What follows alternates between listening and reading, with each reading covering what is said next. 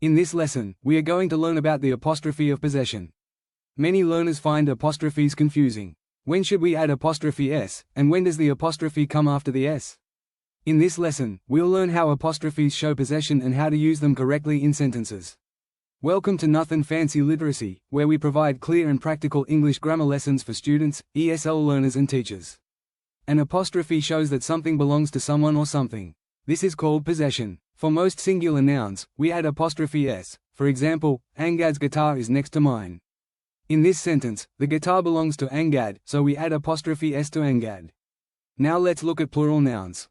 If a plural noun already ends in the letter s, we usually add the apostrophe after the s. For example, both of my brother's bikes are blue.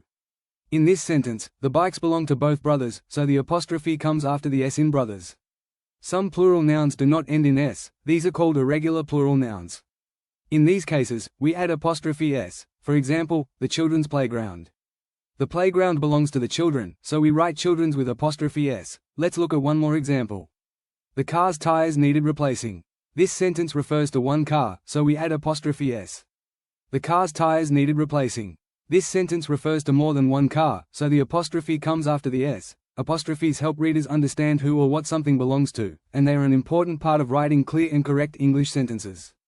If you found this lesson helpful, subscribe to Nothing Fancy Literacy for more clear and practical English grammar lessons.